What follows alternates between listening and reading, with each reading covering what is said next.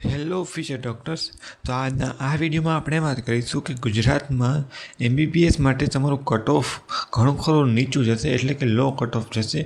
આ વિડીયો બનાવવાનો ફક્ત એ જ કારણ છે કે ઘણા ખરા વિદ્યાર્થીઓ કહેતા હતા કે સર શા માટે કટ ઓફ નીચું જશે.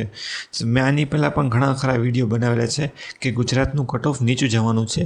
તેમાં ઘણા ખરા વિદ્યાર્થીની કોમેન્ટ આવેલી હતી કે સર એ કટ ઓફ નીચું નથી જવાનું, સેમ જ દર વખતની જેમ એમ જ રહેવાનું છે.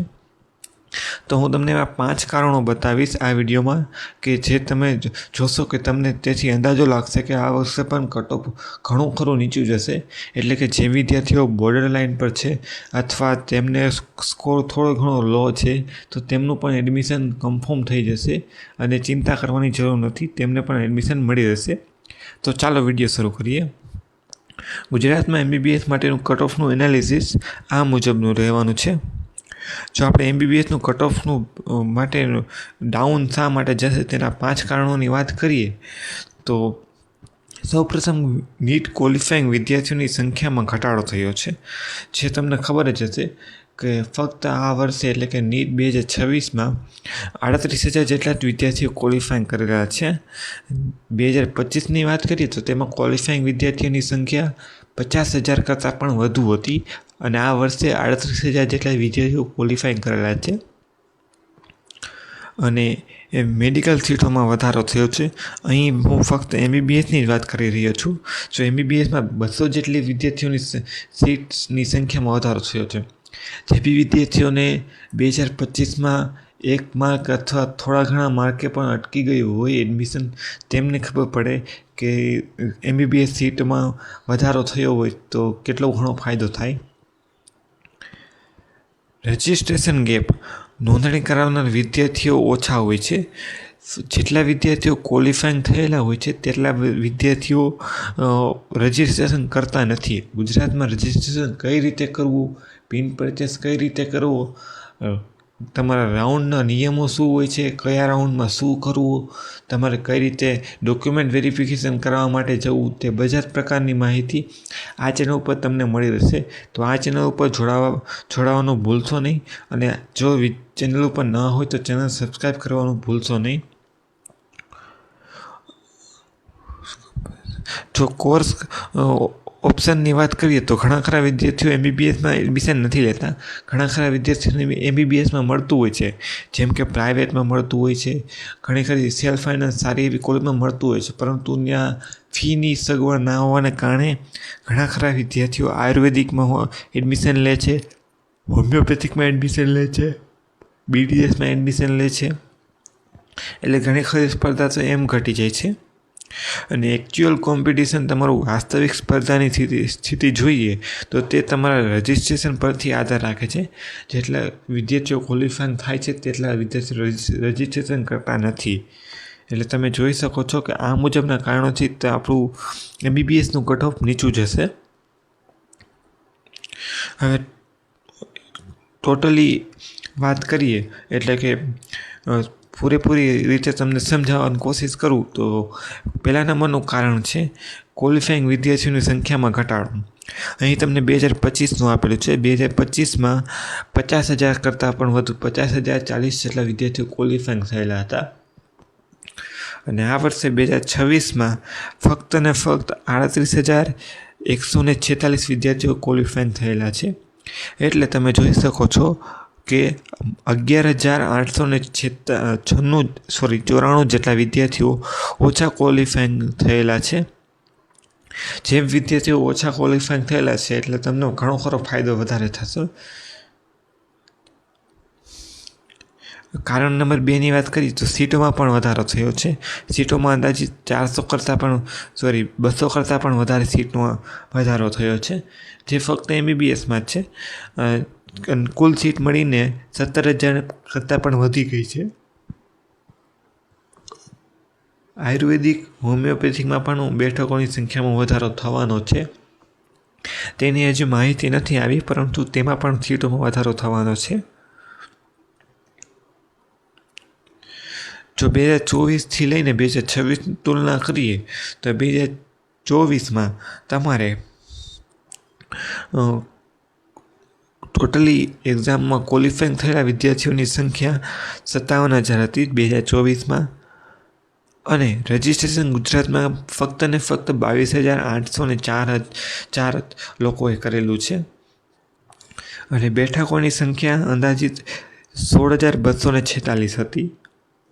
હવે 2025ની વાત કરીએ તો તેમાં ક્વોલિફાઈંગ વિદ્યાર્થીઓની સંખ્યા 50,000 જેટલી હતી. રજિસ્ટ્રેશનની વાત કરીએ તો રજિસ્ટ્રેશન 24,374 જેટલા વિદ્યાર્થીઓએ કરેલું હતું, અને બેઠકોની સંખ્યા 16,700ની આજુબાજુ હતી. અને 2026 એટલે કે આ વર્ષની વાત કરીએ તો આ વર્ષે તમને ખબર જ છે કે ક્વોલિફાઈંગ વિદ્યાર્થીઓની સંખ્યા 38,000 છે, 38,146 છે. અને રજિસ્ટ્રેશનની વાત કરીએ તો મારા અંદાજ મુજબ તમને 20,000 જેટલા જ વિદ્યાર્થીઓ રજિસ્ટ્રેશન કરશે, અને ટોટલ સીટો 17,000 જેટલી છે. એટલે જે બી વિદ્યાર્થીઓ ચિંતામાં છે કે અમને એડમિશન મળશે કે નહીં, તેમને એડમિશન મળી જશે. અને આ ફક્ત સીટ છે એ ગવર્મેન્ટ કોટાની છે, એટલે કે GQ કોટાની છે. જો મેનેજમેન્ટ કોટાની સીટોની સંખ્યા ગણીએ તો અહીં તમારે 3,000થી લઈને 3500 જેટલી સીટોમાં વધારો થાય છે. તો ડોન્ટ વરી, જે બી વિદ્યાર્થીઓ ચિંતામાં છે તેઓ ચિંતા કરશો નહીં, તેમને એડમિશન મળી રહેશે. હવે અન્ય બીજી વાત કરીએ તો રજિસ્ટ્રેશન કરનાર વિદ્યાર્થીઓની સંખ્યા શા માટે બધા જ ક્વોલિફાઈંગ વિદ્યાર્થીઓ રજિસ્ટ્રેશન કરતા નથી? તમને બી ખબર હશે કે તમારા ઘણા ખરા ફ્રેન્ડ્સ નીટ એક્ઝામ આપે છે, પરંતુ તે ફક્ત ટેમ્પરરી એક્ઝામ આપે છે. તેઓ નીટ એક્ઝામ આપીને અન્ય કોર્સમાં જોડાઈ જાય છે. કેટલાક વિદ્યાર્થીઓ તો અન્ય રાજ્યમાં એડમિશન લે છે. જે વિદ્યાર્થીઓને સારા એવા માર્ક છે, ઓલ ઇન્ડિયા રેન્ક 1000ની અંદર, 500ની અંદર, તો તેઓ વિદ્યાર્થીઓ ગુજરાતમાં એડમિશન ના લે, તેઓ એમ્સમાં એડમિશન લે સારી એવી, તો તેના માટે તેઓ ગુજરાત રજિસ્ટ્રેશન કરતા નથી. ઘણા ખરા વિદ્યાર્થીઓ તો ડ્રોપ લઈ લે છે. તેમને ખબર હશે કે ઘણા ખરા વિદ્યાર્થીઓને થોડા ઘણા માર્ક પૂરતા એડમિશન રહી જાય છે, તો તેટલા માટે તેઓ તો ડ્રોપ લઈ લે છે. ઘણા ખરા વિદ્યાર્થીઓ કાઉન્સેલિંગ જ નથી કરતા.